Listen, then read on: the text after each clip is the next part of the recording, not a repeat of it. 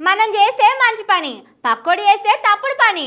మనకు మంచి జరిగితే సంబరాలు చేసుకోవాలి, పక్కోళ్ళకు మంచి జరిగి సంబరాలు చేసుకుంటే రాళ్ళు ఇసిరేయాలి, బురద పోయాలి. ఊరికి మొదలు ఉరికొచ్చి బురద ఎత్తిపోసుడు పనులనే ఉండాలి. కానీ మాట్లాడే ముంగట మన చరిత్ర కూడా చూసుకోవాలి కదా.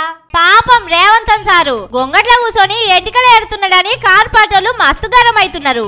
ఎమ్మెల్సీ కవితమ్మకు నిన్న కోర్టు బెయిల్ ఇచ్చింది కదా. ఈ ముచ్చట మీద రేవంతన్ సారు ఇలేకర్లతోని మాట్లాడిండు. ఎంపీ ఓట్లల్లా కార్పొరేటర్లు పూపాటోళ్ళు ఒకటైండ్రు, అందుకే కవితమ్మకు బెయిల్ వచ్చిందని చెప్పుకొచ్చిండు. ఇదంతా మంచిగానే ఉన్నది కానీ సారు, అప్పట్లో మీరు కూడా 50 లక్షల రూపాయలతోని ఏసీ బోళ్లకు దొరికిపోయిండ్రు కదా. మరి అప్పుడు మీకు ఎట్లా బెయిల్ వచ్చింది? మీరు ఎవరితోని మిలాఖాత్ అయ్యిండ్రు?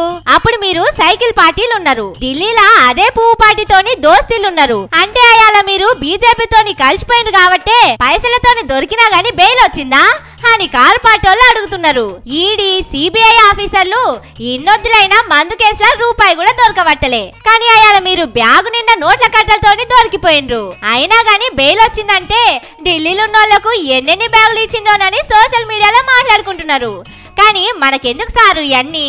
మన మీద ఏం కేసులు లేకుంటే మాట్లాడితే మంచిగుంటది. కానీ మనమే నోట్ల కట్టలతోటి దొరికిపోయి ఇంకొకళ్ళ మీద మాట్లాడు ఏందని అందరూ నవ్వుకుంటున్నారు. మళ్ళీ మీరు ముఖ్యమంత్రి కుర్చీలో కూర్చున్నారు. అసొంటి జాగలుండి జడ్జిలను తప్పుడు పట్టుడు కరెక్టేనా సారు? జర మాట్లాడే ముంగట ఆలోచన చేయండి. మీరు కూర్చున్న సీటు విలువ కాపాడుండ్రి.